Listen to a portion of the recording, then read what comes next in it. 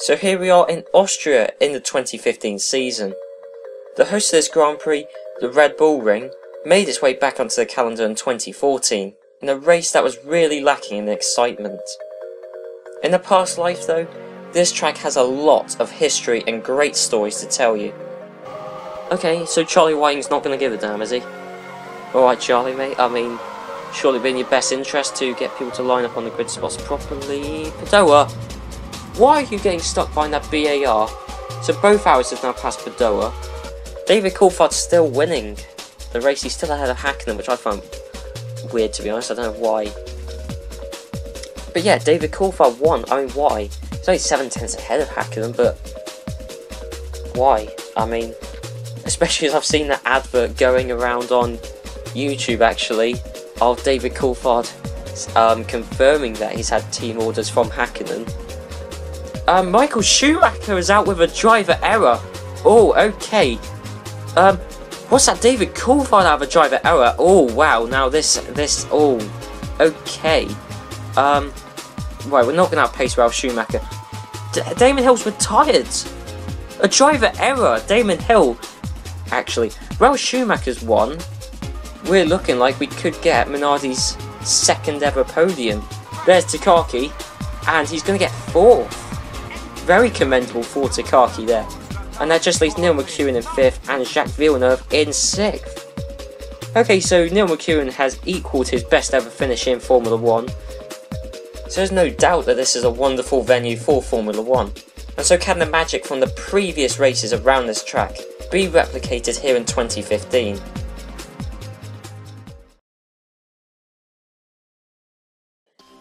The first qualifying session here in Austria started out with intermediate tyre conditions, and the tricky conditions led to a massive crash almost instantly between the rookies of Carlos Sainz and Roberto Merhi. But despite this huge crash, both drivers amazingly were able to carry on in their session after that incident. However, the coming together between the two of them did take its toll, as Merhi qualified 20th and nearly a second slower than his teammate in 19th. Meanwhile, the other car in that incident, Carlos Sainz, only narrowly escaped being eliminated from Q1.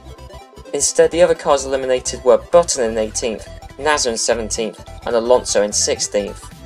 Then in Q2, the weather was set to get better as the session went on, so Hamilton avoided setting a lap at the start of this session in a bid to set the fastest time possible. However, the weather information turned out to be incorrect, as the conditions were much worse at the end of the session than they were at the start, and so Hamilton was struggling for grip. His first lap time at the end of the session put him 12th, and fortunately for him, his second time set him 9th. And as no one else dared to go out at the end of the session as it was considerably slower, no one was able to beat him.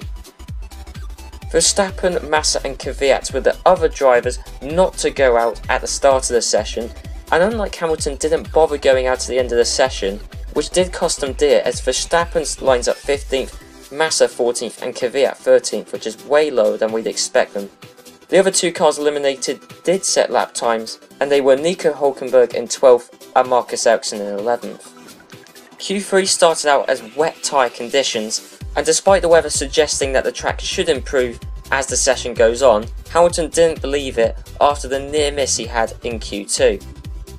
Unfortunately though, the track did actually improve as the session went on, so Hamilton temporarily was the only guy to set a lap time come midway through the session, as he was the only driver to brave the track on the wet tyres. And as everybody's lap times were improving as they went out on the intermediate tyres, Hamilton had to respond and did the same thing.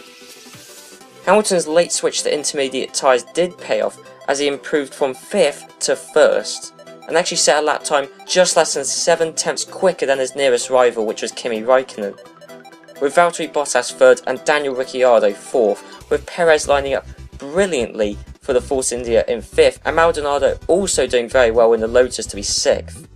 Then Sainz did very well in 7th, especially as he lines up ahead of Sebastian Vettel, with Romain Grosjean in 9th.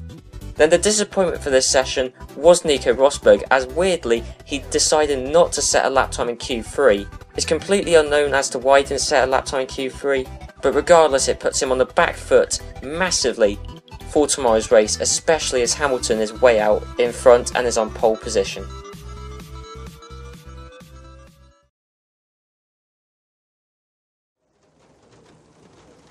So here we are on the grid for the Austrian Grand Prix, and as you can see it's intermediate tyre conditions, worryingly, because the car's got a dry setup on it. So that's a bit worrying, but it's supposed to be a one-stop strategy, pitting just over halfway through the race for a second set of intermediate tyres. And as you can see the lights are going out, and away we are for the Austrian Grand Prix. We've got Kimi Raikkonen alongside us, Valtteri Bottas directly behind us. Is Kimi Raikkonen going to make a move going to the first corner? And he has. Raikkonen is now in first place, but we've got the cut back on him. And I believe Hamilton's going to get the drive on Raikkonen to go back into first. Bottas is still holding third there. And Bottas is looking like he could make a move on the both of us, worryingly. But going into the first corner, looks like we may have maintained our first place. Although Bottas is going up or inside. And apparently it's a yellow flag zone, but what's that all about? We've got an illegal overtake because we overtook Bottas under yellow flag conditions. And now we've slowed too much of Bottas, and now Bottas is in first. And Maldonado's gone down up or inside. So Maldonado's had a brilliant start to get up into second, which is now third. Now we've passed him. And we're going to try and see if Raikkonen can get back past Maldonado, which I think he just has done. So we've got to now try and catch up with the Williams of Valtteri Bottas to try and get back into first place. But here's a replay of the start. So this is both manners at the back. We're looking at Roberto Merhi. So what does Merhi do here? He tries to go past Nasser, and Nasser just pulls out there. Oh wow, okay, so that was Nasser just did not see Merhi coming. We'll see that again, because that really wasn't the best view for it. So on board from Merhi's perspective, so Merhi is away behind the pack in front. He's going to try and go around the outside of the pack in front. Nasser tries to go around the car in front and just causes Merhi to crash into the back of Button there. And as you can see, Jenson Button, you know, he's got a punctured right rear tyre because of that incident with Roberto Merhi, as well as Merhi losing his front wing. So Nasser, let's just see what happens here. He tries to swerve out to overtake Alonso. Oh wow, yeah. And actually Nasser gets a 5-second penalty for that collision with Alonso, which was kind of instigated by Merhi, but it was a 50-50 incident really. And as you can see, Nasser's now fallen to the back of the grid. Now here's the car which got injured the most out of that. It was Jenson Button. As I said, he's got a punctured right rear tyre, and he's having to go so slowly around this second sector. He's getting swarmed by everyone around him. I mean, you'd assume that anyway because he's in the McLaren Honda, but even more so. And as you can see, even Merhi, who's lost his front wing, is caught up to Jenson Button, and look how slow Button's going there. As you can see, Merhi's just behind, and those are the two cars which got damaged significantly out of that crash. And those two come into the pits, and really their race has been destroyed before it's even started there, thanks to that lap 1 crash, which was just, you know, a miscommunication really from Merhi and Nasser. We're coming on to the end of lap 5, and we finally caught up to Bottas. We've stuck behind him for quite a few laps, but are we going to try and make a move? Yes, we are. Going into the last sector, or the second to last corner, and we have got past Bottas, and Bottas is now in second, and obviously Raikkonen's going to try and make the move on Bottas. Let's have a look at the replay of this. And Bottas runs wide, but we don't make any contact with him. So really, I don't really know. I don't know whether we forced Bottas out wide, but regardless, we had the inside line, so we made the move on him. And as you can see, Raikkonen is now in second. He's ahead of Bottas, but we're coming into the pits. Now, the game recommended we should come in on lap 20, you know, or lap 18 halfway through, but we had to come in early because these tyres were just destroyed. So Raikkonen is now taking the lead of the race, but I believe Valtteri Bottas may have come into the pits behind us because, no it hasn't, okay, because it just said Bottas was still maintaining third there, but he wasn't. Bottas did get past us. I don't know if anyone came in at the same time as us, but we're going to leave the pits in 6th place. As you can see, there's our teammate Nico Rosberg, who obviously qualified down in 10th due to not saying a qualifying time in Q3, so that's why he's low down. Now Perez has rejoined ahead of us. Now hopefully we should get past Perez quite quickly, because obviously we've got we've got newer, fresher intermediate tyres, so we should easily get past Perez there, with Massa just ahead. So as you can see, coming on to lap 12, We've got Nico Rosberg still just ahead of us, but as you can see, the other cars going to the pits. So even they weren't able to make the cars, able to make the tyres last to around lap 18, lap 20. So because they came in only a couple of laps later than we did, so really it does show that the tyre wear was much higher than expected. But the crucial thing is we got out ahead of Bottas. Now Vettel and Raikkonen are staying out an extra lap, which does mean the Ferraris could risk double stacking, which would be weird for them. And as you can see, coming on a lap later, both Ferraris are now in the pits. And we got out ahead of Vettel, obviously, but Raikkonen's the one we're interested in. Can we maintain our lead over him? Obviously, the tyres were destroyed, and it looks like we're about 5 seconds ahead of Kimi Raikkonen. So it does show, really, that the time that we pitted him was the optimum time too, because the tyres were destroyed, and if you took them longer, you just end up losing time. Now here's an incident between Will Stevens and Max Verstappen, so let's have a look at what happens here. So Verstappen's trying to get past Stevens, who hasn't pitted yet, and Verstappen just takes Stevens out. Oh, and that is a horrific crash. It's exactly the same as Merry and Sainz earlier, well, in the qualifying session. And you see Verstappen just takes out Stevens. That is, I would say, in no way Stevens' fault, and that has completely destroyed his race. On board from Will Stevens. And as you can see, that is a terrifying crash to be in. To be honest, that I would not want to be in his shoes there. But as you see, coming on to the end of the second stint, lap 24, and as you can see, the front tyres are absolutely dead. The front right is red on the tyre graphic. Now I stretched these tyres out 4 laps longer because the engineer was saying that heavy rain was going to come in a few minutes. But I thought if I put the wet tyres on lap 20, it won't be time for wet tyre conditions, so I had to stretch out the inters. And even then, it's not quite wet tyre conditions. It's on the crossover point, really. But there's no way. We were losing about 2 seconds a lap on those intermediate tyres. So we're coming a bit early for the wet tyres, but it is just about time for the wet tyres, just. But the inters are just as quick at this point, to be honest. But we're coming out to at the end of our last pit stop, because we're not due to pitting again unless the changeable conditions end up screwing us over again. And as you can see, just a couple of laps later, it looks like Vettel has gone into the pit, and I believe that Kimi Raikkonen has also gone into the pit. So that means we're going to rejoin out, hopefully back in first. I think we will, going around the first corner. And Kimi Raikkonen, yes, he's behind us, not that far behind us actually. It shows that we did pit in quite early for the wets. So let's have a look. This is a replay of the pit stop we just saw from Kimi Raikkonen. So what does he do? Surely he come in for the wets. That's the obvious thing to do, because it's about to become wet tyre conditions. But he pits in for the intermediate tyres. Now what a stupid move that is. I mean, because, and all the other cars who pit in a lap ago, they pit in for the intermediate tyres as well. And now, you know, just a couple of laps later, it is definitely wet tyre conditions, which means they're going to have to come into the pits right now. So we're going to see here Kimi Raikkonen coming into the pits, which is ridiculous, because it is just because 2 laps, he's done 2 laps on those intermediate tyres, and now already he's coming in for the wets.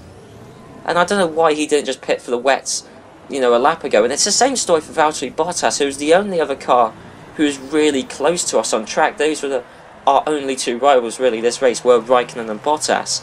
But both of them have done an extra stop, which really they didn't need to. And as you can see, let's just have a look at the situation here. How far ahead are we of Raikkonen? Should be a pit stop ahead. Yeah, 23 seconds we're ahead of Raikkonen. So there's no way we're going to lose that time. And now as you can see, let's have a look at Jenson Button, who's in 12th. So he's actually had a very good recovery drive from his lap 1 incident. But he's on intermediate tyres. What is he doing? Look how heavy the rain is and how wet the track is. It is firmly wet tyre conditions. And he's trying to be risky and go on the intermediate tyres, but it's not going to work. And as you can see, Merry, Nasser and Button are all on the intermediate tyres, but it's plainly wet tyre conditions. And those are all cars who are desperate to try and recover from lap 1 incidents, and are desperate to try and scrape points, but it's not going to work. And anyway, coming to the last lap, and really we were unchallenged this entire race.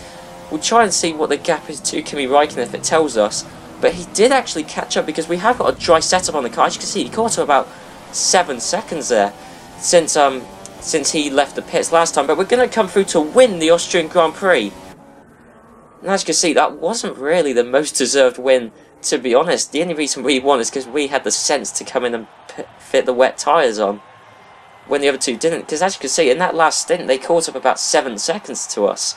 So we definitely would have finished second, maybe even third, if they did the same pit stop strategy as us. But regardless, Hamilton had the sense to do the right pit stop strategy, and so that's why he is finished first this race, with the 2 Finns of Raikkonen and Bottas just behind. As you can see, all 3 of them looking very happy in the podium. That's, it's not the first time we've seen Raikkonen on the podium looking very happy there. And as you can see, Hamilton first, Raikkonen second, Rosberg ended up finishing 4th, which isn't too bad considering he qualified 10th, with Vettel 5th. Let's have a look lower down. As you can see, Nasser thing on the intermediate tyres didn't work for him, neither did it work for Button or Merry in fact. And as you can see, there's Nasser's 5-second penalty. And as you can see, Alonso and Ericsson scored points there in 9th and 10th, which means they've scored their debut points of the season. So talk about the Drivers' Table standings, and Hamilton's win today means he's extended his lead in the Drivers' Championship, with Vettel falling back considerably and Raikkonen falling back somewhat with a 2nd place. And Rosberg is now splitting the 2 Williams as he's trying to catch up on the points he's missed out on in early races. And in fact, even today, his qualifying means he's missed out on points today, and really, Rosberg needs to get his act together and actually stop getting involved in incidents if he wants to mount a serious challenge for the driver's title.